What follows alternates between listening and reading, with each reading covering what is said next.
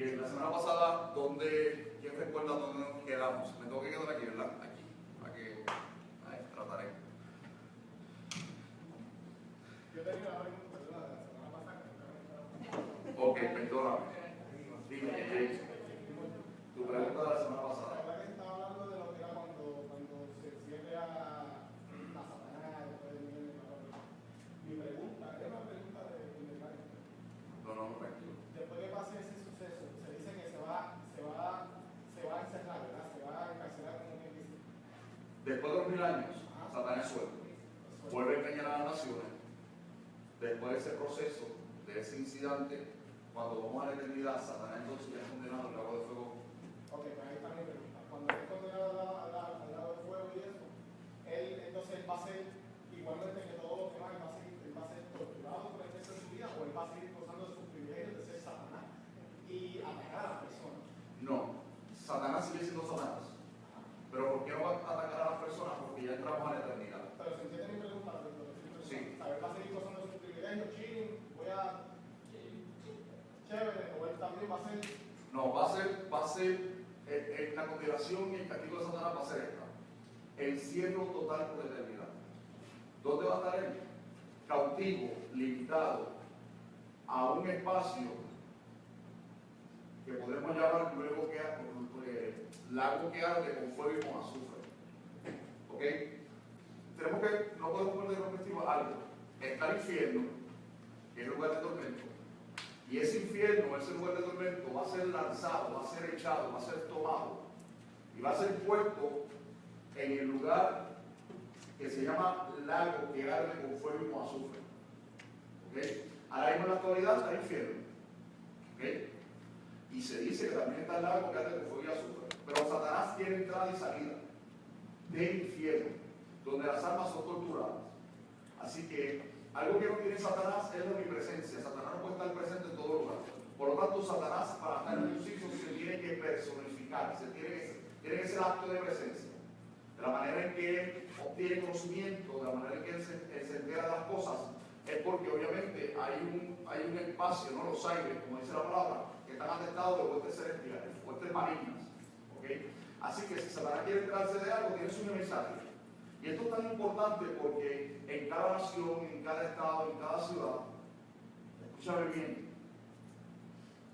están posteados ángeles, tanto caídos como ángeles escogidos por Dios.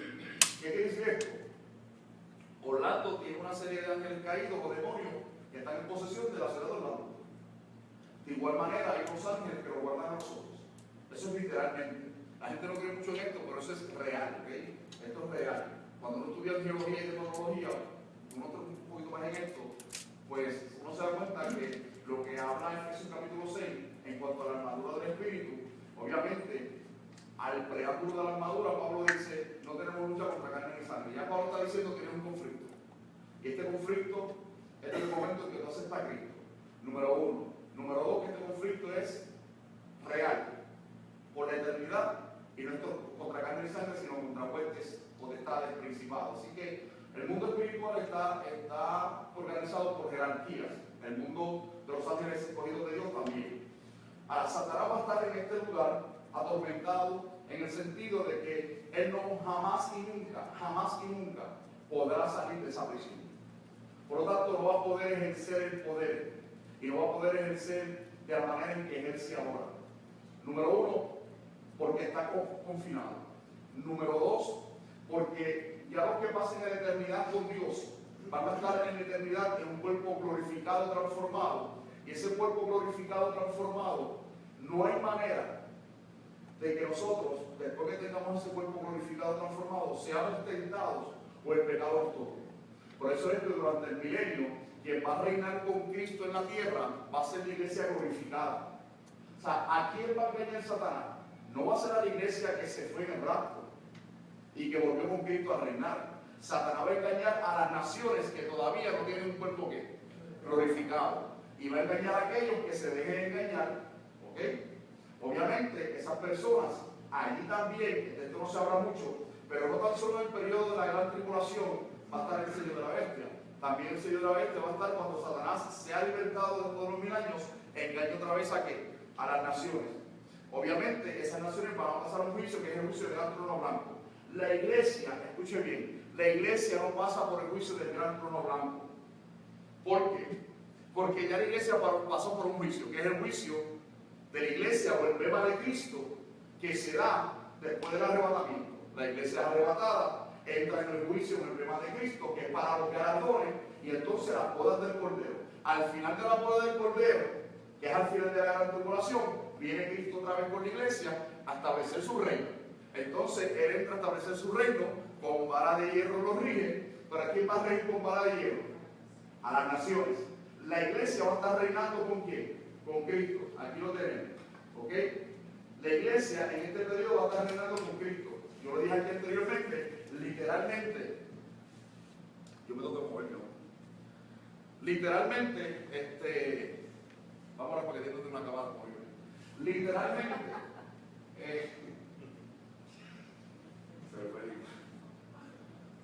ok, literalmente el gabinete de gobierno de Cristo será ¿qué? La iglesia. ¿Ok? ¿Cómo va a ser esto? Bueno, porque en toda la tierra, en todo el mundo, ese gobierno tiene que funcionar. ¿Cómo va a funcionar? A través de la iglesia. Claro, ¿cuál va a ser la sede, debo decir, de ese gobierno? Jerusalén. ¿Ok?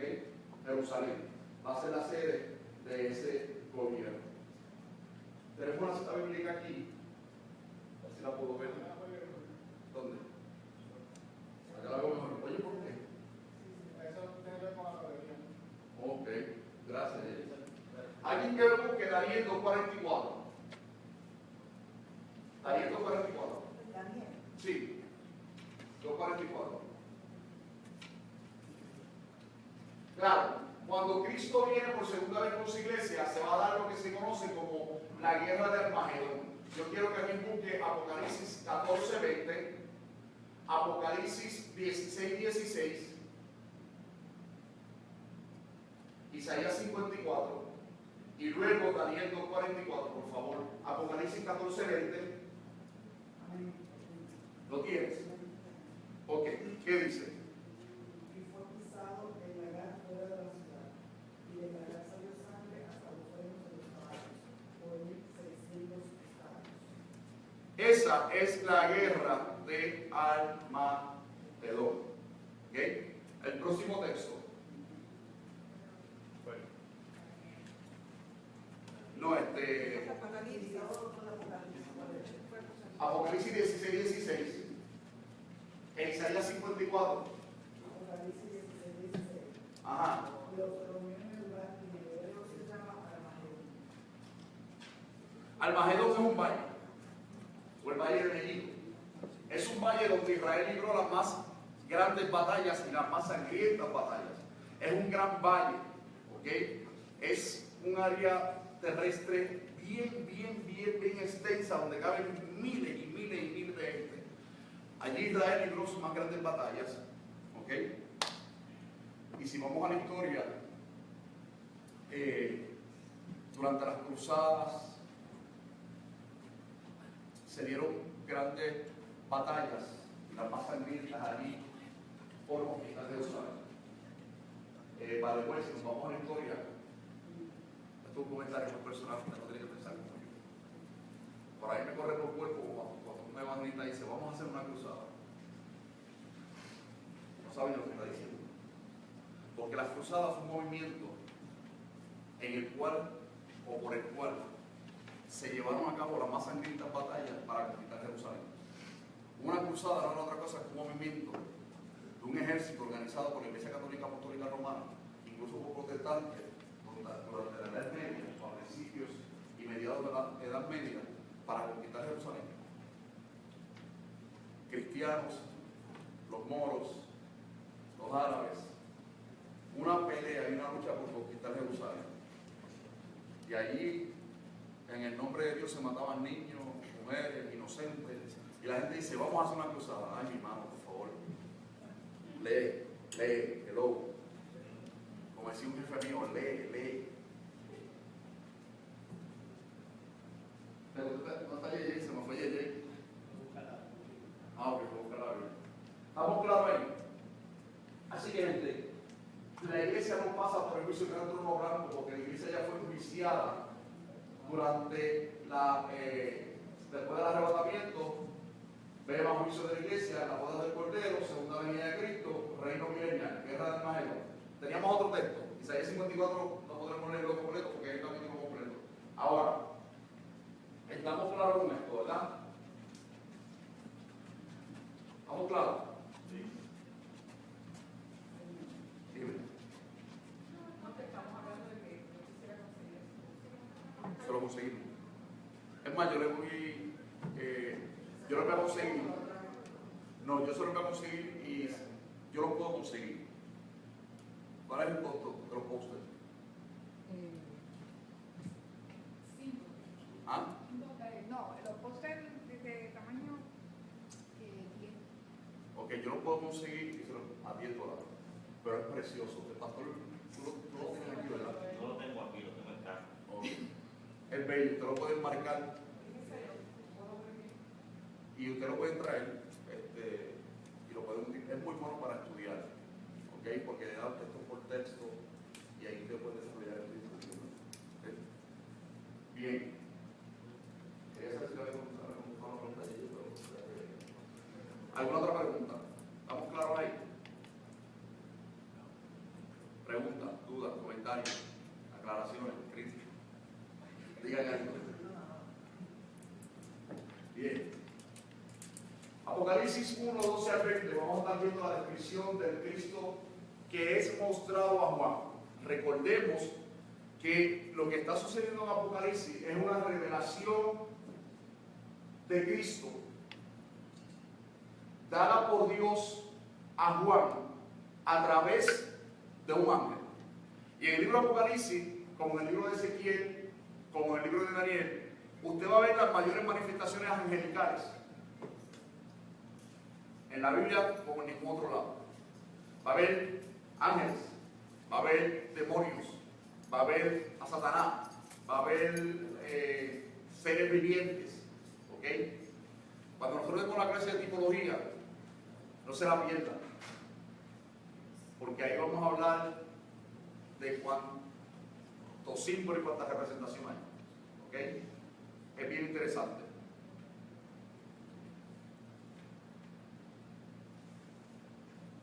Vamos a la Biblia. ¿Todos trajeron su Biblia?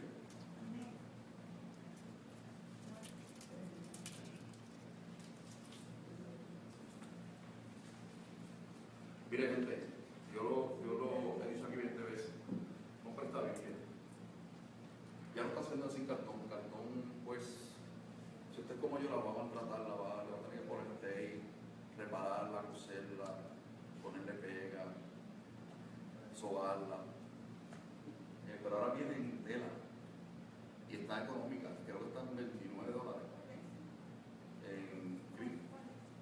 en Biblia de Estudio de la Profecía de Tim LaHaye. Dos cosas, está en buscristian.com, en tela muy bonita. LaHaye murió este año. Para el año que viene van a subir los precios de esta Biblia, porque ya el autor se fue. ¿Tú no te das cuenta que cuando alguien se muere los libros son más caros, es cuando más libros se venden? Más... Exactamente. Deben de tenerlo. Pues aprovecho la verdad. Estudio sin la Book, ¿cómo es? Christian Book. Christian Book. En internet christianbook.com. Ustedes la van a encontrar económica. Es una Biblia que usted debe de tener. Compré dos, una para uso y otra para guardarla, porque usted no sabe cuándo se la va a romper una. Y si pasan 30 años y la Biblia coge... ¿Hay en inglés? Sí. Pues en inglés la voy a encontrar fácil. Está en inglés. En la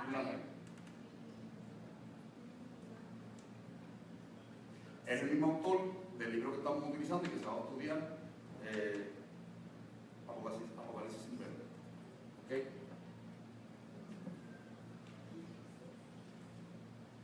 Consígala porque usted no sabe. De hecho, esta Biblia estuvo sin imprimir como por 2 años porque él no quiso dar permiso para que se revendiera porque no le querían pagar lo que él quería. Ahora volvió a salir. Así que usted no sabe de aquí a 2 o 3 años que la Biblia cueste $300, $400.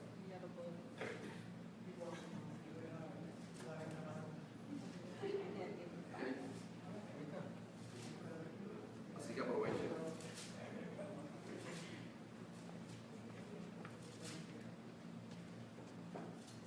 Aquí está como viene. Ah, Practicar. así es como viene ahora. Así es como viene ahora. Gracias, pastor. Así que mire que linda. Y si usted quiere abajo, le puede poner su nombre, que eso lo pueden hacer. Es la dorada. Le graban el nombre. Bien bonita. ¿No? ¿Ah? Sí, pero viene de las dos. Viene de las dos. Pues yo tengo esta, pero esta en sí yo no la uso. Yo uso esta. Esta yo la tengo guardadita. Un día por si acaso subo el programa. Sí, you never know. You never know. Mire, yo compré una Biblia en Goodwill en $14. Cuando fue a internet vale 500 y pico pesos. Bien. Vamos al libro de Apocalipsis, capítulo 1. Ya contesté tu pregunta. ¿Seguro?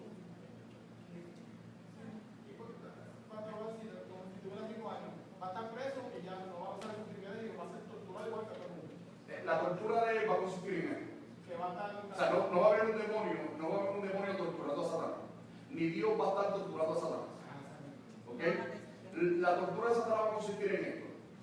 Estar confinado en un sitio donde él jamás y nunca podrá manifestarse y hacer el daño que hasta ahora ha hecho.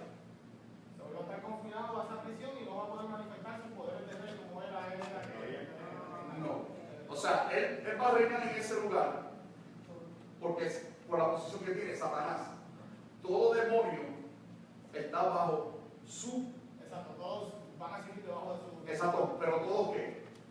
Encarcelados. Ya no va a tener el break de tentar, de arrebatar almas, de manifestarse de la manera que se manifiesta, jamás. Entonces, eso nada más va a ser una tortura para él porque no puede ¿qué? Ejercer su poder. ¿Ves? Entonces, ¿cuál es la tortura de los que se pierden? Estar separados de Dios por toda la eternidad. ¿Ves? Se dice, y yo soy de los que creo que Dios está en todo lugar porque Dios es omnipresente. Incluso Dios se hace presente en el infierno. ¿De qué manera? No es que Dios habita en el infierno, es que Dios se hace presente en el infierno a través de su juicio.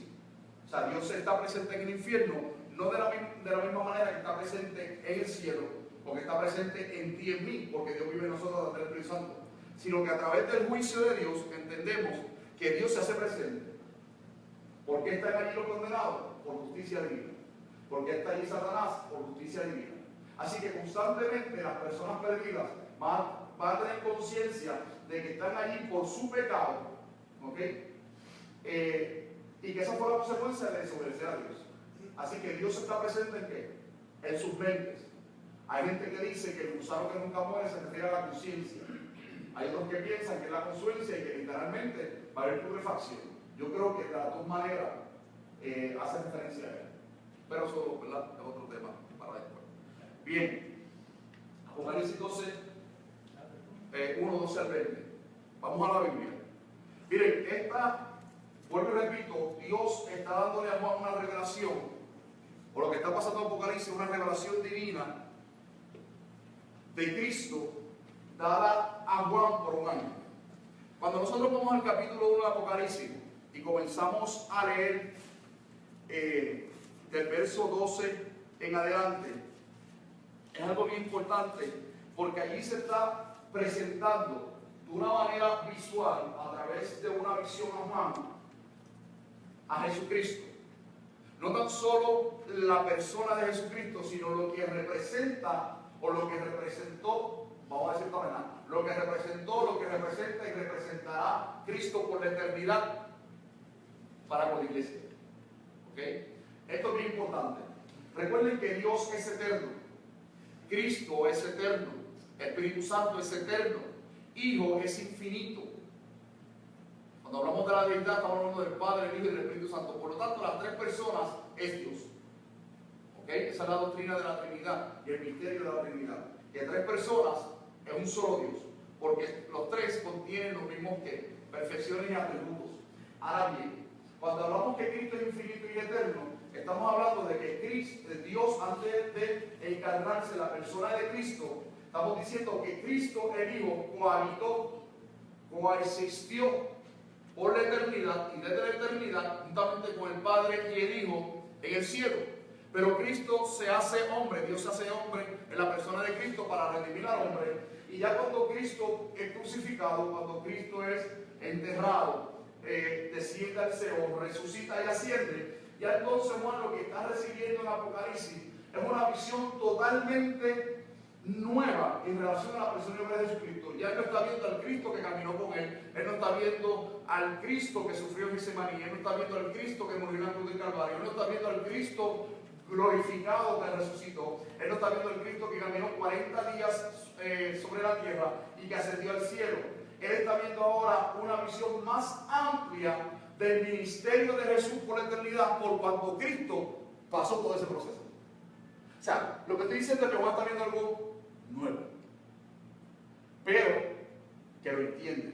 ¿Por qué? Porque quien nos revela es el Espíritu Santo y le da entendimiento de lo que está viendo. ¿Ok? No está la hermana que dice que cuando vio esto, pues es una lengua larga, fea. Me gustó esa expresión de ella y su sinceridad. Hermana Rosa, ¿verdad? Hermana Rosa. Bien, ¿quién me lee del 12 en adelante? Apocalipsis capítulo 1, verso donde. Ajá. ¿Quién es? Yo. Amén. Y me volví para ver la voz que hablaba conmigo. Y vuelto, vi 7 candeleros de oro, y en medio de los 7 candeleros a uno semejante al Hijo del Hombre, vestido de una ropa que llegaba hasta los pies, y ceñido por el pecho con un cinto de oro. Su cabeza y sus cabellos eran blancos como blanca lana, como nieve, sus ojos como llama de fuego, y sus pies semejantes al bronce bruñido, refulgente como en un horno, y su voz como estruendo de muchas aguas. Tenía en su diestra 7 estrellas, de su boca salió una espada aguda de 2 filos, y su rostro era como el sol cuando resplandece con su fuerza. Cuando le vi caía como muerto a sus pies, y él puso su diestra sobre mí diciendo: no temas, yo soy el primero y el último, y el que vivo y está muerto. Mas he aquí que vivo por los siglos de los siglos. Amén. Y tengo las llaves de la muerte y de los Hades. Escribe las cosas que has visto, y las cosas que son, y las cosas que han de ser después de estas. El misterio de las 7 estrellas que has visto en mi diestra, y de los 7 candeleros de oro. Las 7 estrellas son los ángeles de las 7 iglesias, y los 7 candeleros que has visto son las 7 iglesias. Bien. Nosotros vamos a romper esto entre hoy y el próximo domingo, para que la gente que le toca a las iglesias no se comience. Pastor, ¿quiere estar cuando esté en la iglesia? Sí, pastor va a estar cuando empiece la iglesia, pastor no te lo vas a perder. Gracias. Amén. Bien, escuche bien. Alguien había leído estos pasajes y los había entendido así, ¿cómo es? Ciencia cierta. Ciencia cierta, así es. No lo había entendido. Y ve. Bueno, la que sea, para usar. Ok. ¿No? ¿Quién más? ¿Quién había leído estos pasajes? ¿Los entendió o no los entendió? Excepto obviamente de los últimos versículos que dice que las 7 estrellas son los 7, ¿verdad? Los 7 pastores y los 7 candeleros, los 7 iglesias. Eso es obvio. ¿Quién había leído esto? Hablen con confianza, por favor. No todos a la vez, porque no. Somos uno aquí que no lo lee.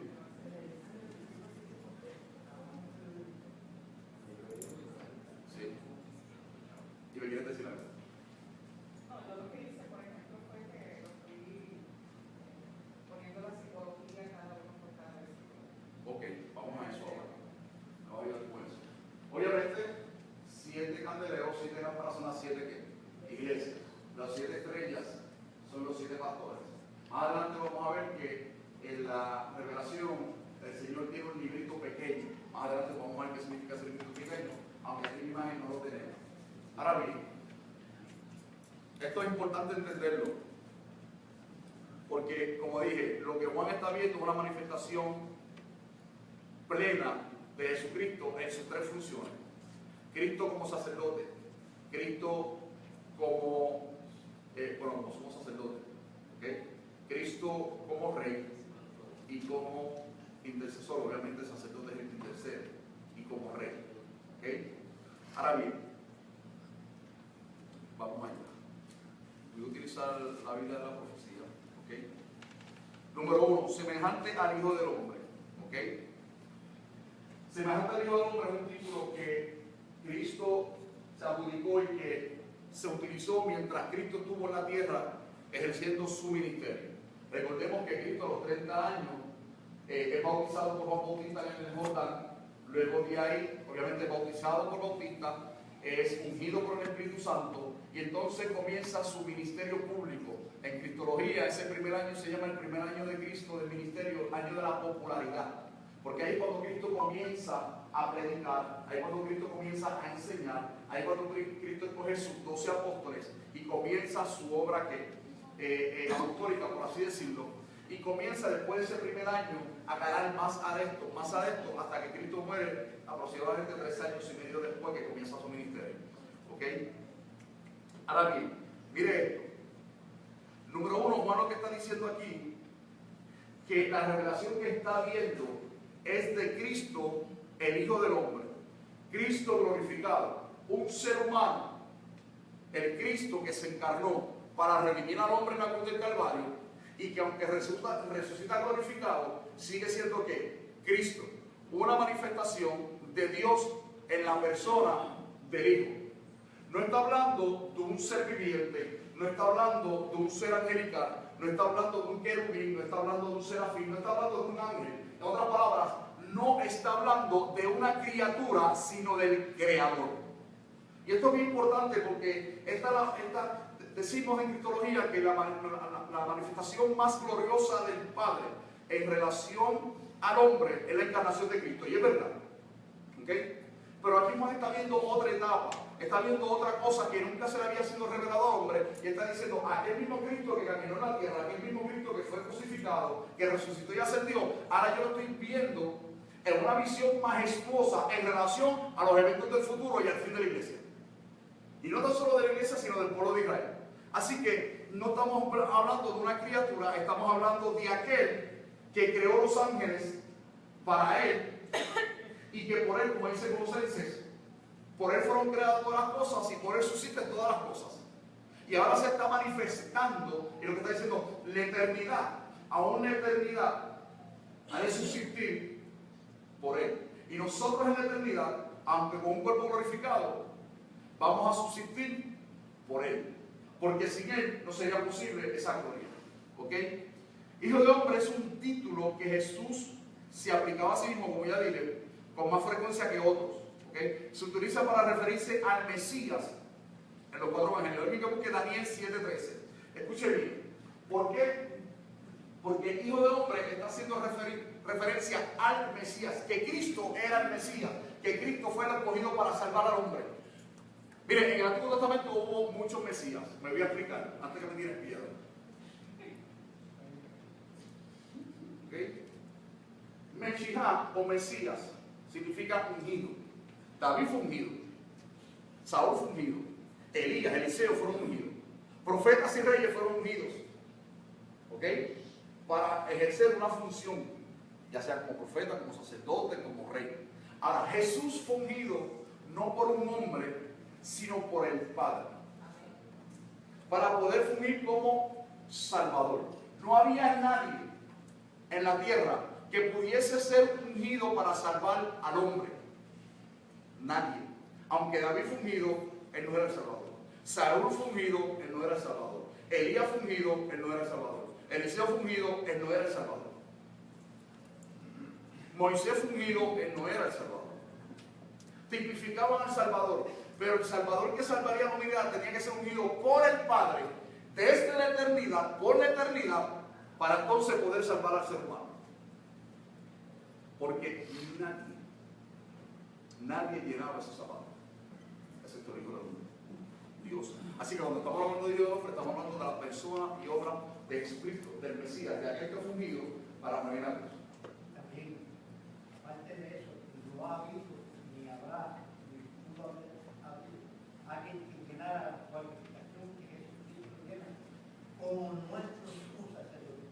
La Biblia dice que por cuanto él no moría, tenía un sacerdocio inmutable para siempre. Según el orden de Melquisedec, que más adelante podemos hablar un poquito de eso, de Cristo como sacerdote, según el orden de Melquisedec, y profundizar un poquito más en eso para que ustedes vean lo interesante que es.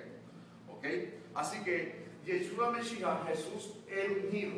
Pero eso es que cuando vamos a Getsemaní, y permítanme explicarle esto, cuando vamos a Getsemaní, cuando Cristo está en Getsemaní, aquí, en aquella angustia, viendo aquella copa de sufrimiento, cuando Cristo dio pasar esta copa,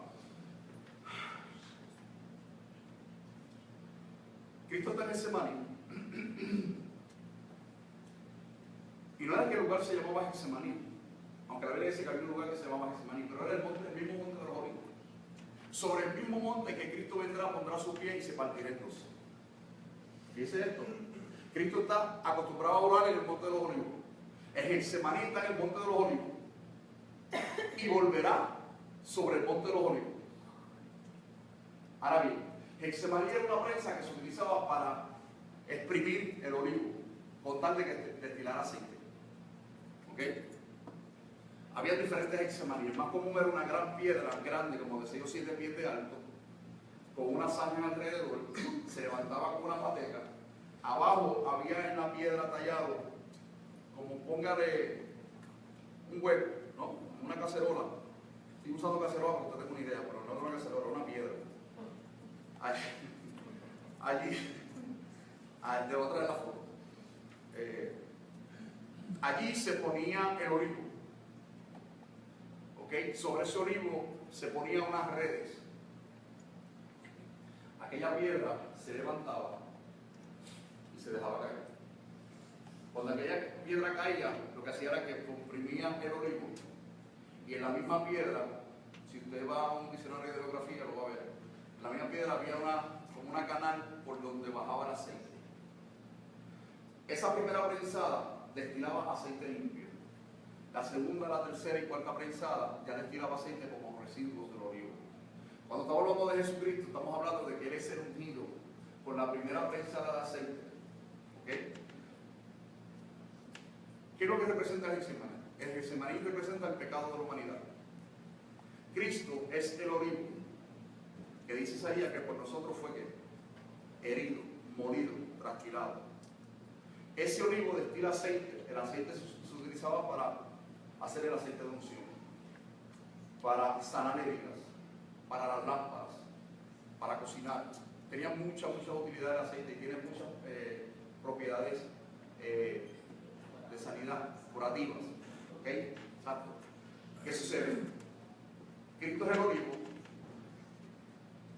es llevado a la cruz, sobre él cae el peso de nuestra culpa. En su crucifixión destila sangre para quitar nuestro pecado. Así que ese olivo que se aplastaba en Getsemaní es Cristo. El Getsemaní como tal, la piedra, es nuestro pecado. Y el aceite destilado es la sangre. ¿Eh? Entonces, por eso que Isaías dice que el castigo de nuestra paz fue sobre él y por sus llagas, porque el aceite sana la enfermedad y sana la llaga. Ver como una cosa va por la otra. Es preciosa la palabra de Dios. ¿Eh? Entonces, ¿qué sucede? Cuando está diciendo el Hijo del Hombre, he aquí uno como el Hijo del Hombre está diciendo, he aquí el Mesías. He aquí aquel que fue ungido no como rey de Israel, terrenalmente hablando, no uno ungido como un sacerdote según el orden de Aarón o de Moisés, no ungido como rey de un reino pasajero. La Biblia dice que tiene un reino sempiterno, infinito, por siempre. He aquí el Hijo del Hombre, el Mesías, que fue ungido en la eternidad, por el Padre, para que destilara en la cruz sangre para remisión del pecado del hombre. Juan está diciendo, esto que ustedes están viendo aquí, ajá, mira, esto es un tipo de Getsemaní. No sé si tienes el otro. En este caso, esta rueda, esta piedra, da vueltas alrededor del olivo. Este vendría a ser el Getsemaní, ¿ok? Esta piedra es un tipo de Getsemaní. Aquí se ponía el olivo, se pisaba el olivo y entonces destilaba aceite. Ahora, el aceite de la primera prensada era el aceite limpio. ¿Ve? El puro. Por eso es que Cristo, mire, esto pique y se entiende. Por eso es que Cristo es concebido por el Espíritu Santo. Porque aunque es engendrado en el vientre de María, mire esto, Cristo no podía ser engendrado por un hombre para que esa criatura no viniese por la simiente del pecado. A ser concebido por el Espíritu Santo viene sin pecado. Pero si viene a ser engendrado por un hombre, concebido en la mujer, por la naturaleza de un hombre, viene por la naturaleza pecaminosa. Cristo viene sin pecado. Pero nació de María. Sí, fue engendrado en María por el Espíritu Santo. Por eso es que entonces la palabra dice, mi Hijo eternamente engendrado. No es que Cristo comenzó a existir ahí. No es que Cristo fue formado ahí. Él está desde la eternidad. Lo que está diciendo es que quien puso esa semilla fue el Espíritu Santo de Dios para que ese hombre viniese sin pecado, venciese el pecado en su naturaleza. Por eso es que la palabra dice que se hizo pecado, pero sin relación al pecado. ¿Ven cómo la cosa trae la otra? Esto es por la primera. ¿Cuál pregunta?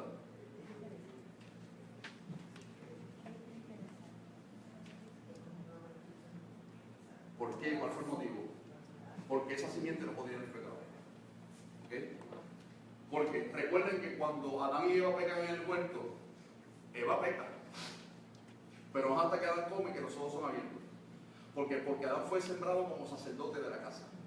Y por el sacerdote viene la simiente de qué? Del pecado. Aunque no es que no había pecado en Eva no había pecado, después que come que hay pecado. Pero ella come y hasta que Adán no come es que no son abiertos los ojos. ¿Por qué? Porque él representaba la cabeza del hogar. Entonces, como cabeza de la eternidad, el Espíritu Santo que es Dios engendra en María, y entonces el fruto que viene es un varón primogénito sin pecado. Pregunta. Así que Juan está diciendo el Hijo del Hombre, Jesús, el Mesías, ungido por Dios por la eternidad y desde la eternidad. ¿Ok? Número 2.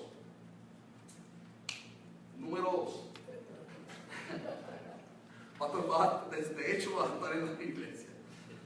Número 2. Vestido con una túnica que le llegaba hasta los pies. ¿Ok? En el Antiguo Testamento, no hay un slide por ahí del sumo sacerdote, ¿no?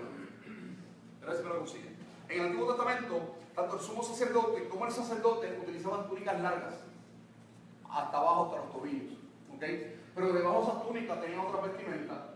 Y de hecho, voy a decir esto, y es lo que dice la Biblia, incluso sus calzoncillos, sus underwear, eran diseñados de tal manera, ¿ok? Por favor, no me malinterpreten.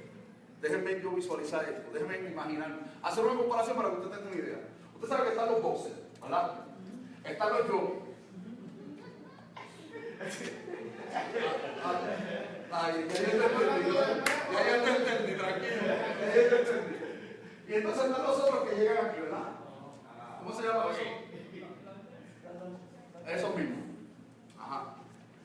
Pues imagínense que el sumo sacerdote y los sacerdotes utilizaban algo así, pero obviamente, ¿verdad? Con la tela y... ¿Por qué? Tenían que llegar hasta la mitad del muslo. Porque cuando el sacerdote y el sumo sacerdote, ustedes son perfiles, ¿no?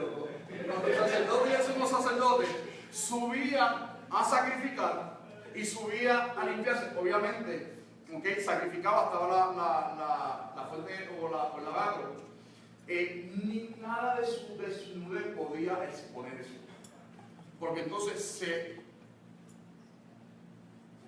buscando la palabra, pero se eliminaba, se descualificaba él mismo de ofrecer sacrificio. ¿Ok? Y si esto pasaba en el lugar santo, el lugar santísimo, se iba vivo de lo que se moría. ¿Ok? Así que, mira, ¿ves? Este es el sacerdocio según Aarón. Estas son las vestiduras de tipología, vamos a hablar después de eso, no lo voy a hacer ahora. ¿Ok? Pero cada una de estas vestiduras, todo, cada color, cada piedra, cada vestimenta, todo, ¿ok? Representan al Cristo revelado en el Apocalipsis. Todo. Usted dirá, pero ¿por qué entonces Cristo no está vestido de esta manera y está vestido de la otra? Vamos al diagrama de Cristo, Elena, por favor. Escúchame bien, solamente los sacerdotes y sumos sacerdotes, ¿ven la túnica blanca abajo? Cristo utiliza esta túnica porque Cristo está representando su función como sacerdote. La palabra dice que después que Cristo murió y resucitó y ascendió al cielo, Él ahora está a la diestra del Padre intercediendo por nosotros. Mientras que el diablo te acusa, Cristo está a la diestra del Padre, yo morí por Él. Lo lavé con mi sangre. ¿Ves? Intercediendo como sumo sacerdote según el orden de Melquisedec. ¿Por qué insistimos en el orden de Melquisedec? Bueno, para ser sacerdote, sumo sacerdote, tenía que nacer de la simiente de Moisés y de Aarón, de la tribu de Leví. ¿Ok? Ese sacerdocio lo establece Jehová cuando Israel sale de Egipto. Pero Jesucristo como sumo sacerdote según el orden de Melquisedec, y otra cosa era que para ser, obviamente, lo dije ahora, sacerdote o sumo sacerdote tenía que ser del orden de ¿qué? De Leví, de los hijos de Aarón y de Moisés. Pero Cristo es según el orden de Melquisedec. Cristo no es de la tribu de Leví, Cristo es de la tribu de Judá. Así que ya Cristo está cumplido con los parámetros del sacerdocio de Leví. Un sacerdocio imperfecto. Un sacerdocio que tenía que ofrecer primero por ellos mismos para entonces ofrecer por quién. Por el pueblo. Cristo se ofrece no por sí mismo, porque no tiene pecado, sino por la humanidad. Según el orden de Melquisedec, bueno, se dice que Melquisedec, rey de Salem, Jerusalén, Melquisedec, rey de paz, o príncipe de paz, y Cristo es llamado príncipe de paz. ¿Ok? Y Salem, Jerusalén, o Shalem, es Jerusalén, y Cristo habitará y gobernará y reinaremos desde la nueva Jerusalén. Se dice que incluso Melquisedec, hay dos teorías, pudo haber sido, y de hecho ese sacerdocio vino antes que el sacerdocio de Aarón y de Moisés. Y Abraham le dio los diezmos a Melquisedec. Escuche bien, se entiende que Abraham, si usted va al libro de Hazel y al libro de No, Abraham pudo escuchar la voz de Dios. El padre de Abraham era Taré, se dedicaba a construir ídolos, porque en el mundo de los caldeos ese era el negocio de él, ahí estaba el billete, la idolatría, el paganismo. Así que el hombre se hacía chavo con esa bendita negocio, por no decir maldito negocio, ¿verdad? Entonces, ¿qué sucede? Abraham escucha la voz de Dios. ¿Cómo pudo haber identificado la voz de Dios si el padre era un idólatra? ¿Qué es lo que veía en su padre? Era idolatría. Porque cuando vamos al libro de Hazel, la palabra dice que Abraham fue enviado por su madre donde Noé y donde Shem, el hijo de Noé, que se entiende que ese hijo de Noé era Melquisedec, rey de la región de Jerusalén, mientras que el mundo en Occidente, en Medio Oriente, en Jerusalén, o lo que sería más adelante Jerusalén, estaba Noé, estaban sus hijos, y Abraham fue instruido por Noé y por Shem, según dice el libro de Hazel. Abraham fue enviado donde Noé y donde Shem, y estuvo allí a la tutela de ellos no menos de 10 años. Cuando nosotros vamos a la historia del arca de Noé, y actualmente, probado científicamente por diferentes laboratorios alrededor del mundo, el arca de Noé está sentada en el monte de Ararat, cerca de Turquía. Y si nos vamos a Jerusalén y miramos para arriba está ¿qué? Turquía o el Asia Menor, donde estaban las 7 iglesias del Apocalipsis. Así que geográficamente, geológicamente y científicamente está la posibilidad de que ellos asentaron en el monte de Ararat y bajaron hasta lo que sería el territorio de Palestina o de Jerusalén, estableciendo allí entonces Salem, que sería más adelante Jerusalén. Y lo que está hablando esto es que Cristo entonces se establece un sacerdocio según el orden de Melquisedec, que no es otro que Shem, el hijo de Noé, que fue instruido por Noé en los sacrificios. Cuando Noé sale del arca, lo primero que hace es que sacrifica. El pacto de Dios con Noé fue el arcoíris. Se dice que la otra parte del arcoíris está en el cielo, porque cuando Dios pactaba, Él se quedaba con una parte del pacto y le daba la otra parte al hombre. Por eso es que en la Pascua, o cuando se dan los 10 mandamientos, habían 2 tablas. No es que en una habían 5 mandamientos y en la otra 5. En las 2 estaban los 10 mandamientos, pero Dios no se podía llevar la otra para allá arriba, ¿verdad? La 14 piedras para allá arriba. Así que lo que significaba esto, que el pueblo de Israel, cuando veía esas 2 tablas, cada una con los 10 mandamientos, estaba diciendo, una nos pertenece a nosotros, pero la otra pertenece a Jehová Dios. El pacto viene de Dios para con nosotros. Dios es el bastante, pastor. Sí, entonces, Che, también se dice que entonces Melquisedec es más un título que un nombre. Gracias. Y al ser un título, tú puedes entender el orden de Melquisedec. Gracias. Porque en tanta euforia se nos va. Más que un nombre, como el hijo de hombre, no es un nombre, es un título. Melquisedec es un título que hace referencia a un sacerdocio, escuche bien, establecido por Dios desde antes de la eternidad, que comienza a manifestarse ¿con quién? Con Noé. Cuando nosotros vamos a los pactos de la Biblia, está el pacto edénico, el pacto adámico, el pacto con Noé. Hay alrededor de 7 pactos que culminan en Cristo. Cuando, 2 minutos, cuando Juan está diciendo el Hijo del Hombre, vestido con una túnica larga hasta abajo, está diciendo, ese es el sacerdote que Dios escogió desde la eternidad, por la eternidad. ¿Ok? Un sacerdote no sujeto a corrupción ni a pecado, que se cumple en la persona y obra de Jesucristo, porque el único que puede interceder por el hombre pecador es Cristo. Porque un pecador no puede interceder por otro. Por eso es que el sacerdote tiene que ofrecer sacrificio por sí mismo. Y el sumo sacerdote. Porque si yo era sacerdote, para poder interceder por ti, yo tenía que decir, Señor, perdona mi pecador, este sacrificio, este puede animar para con toda la cabeza, ahora lo tiene. Sacrifique por mí, ya yo, todo está muy claro, ¿verdad? Pues entonces hay que sacrificar por ella para que ella está claro. En Cristo no hace. La palabra dice que Cristo se dio a sí mismo. Dice, yo doy mi vida y la vuelvo a tomar.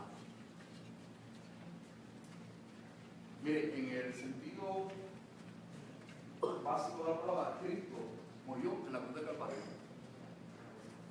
Me queda uno aquí, un minuto, me queda aquí. Cristo murió en la cruz de Calvario. Pero la verdad es que Cristo se abrazó a la cruz. A Cristo no lo mataron. Cristo se dio a sí mismo. ¿Se suicidó? No. No me vean con ese cuento.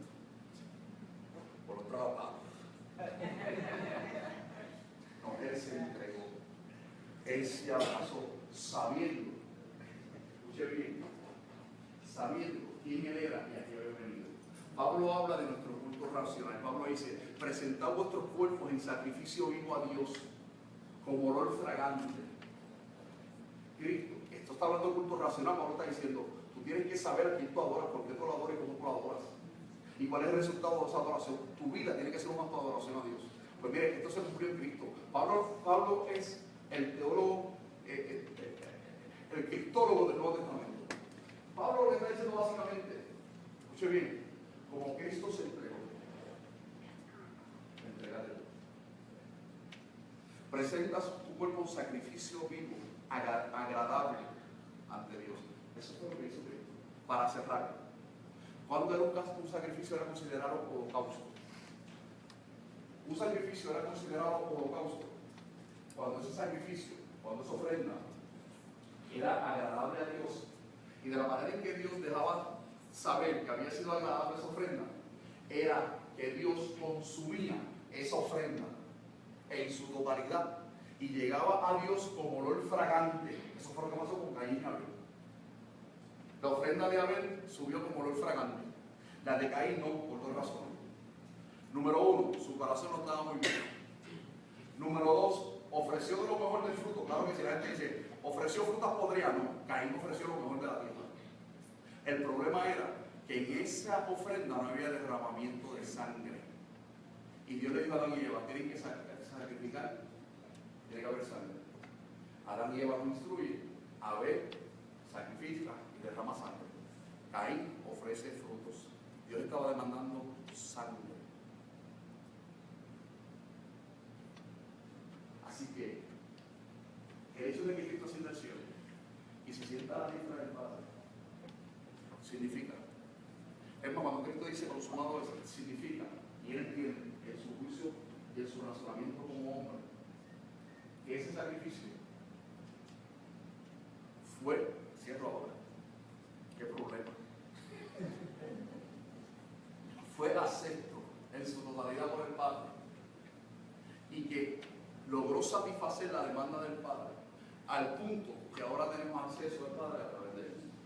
Dios le bendiga y le guarde. Seguimos la semana con el capítulo 1, estamos en el verso 12 al 20. Nos quedamos con el vestido y todavía nos faltan varios puntos. Amén. Estudie. Y me perdona.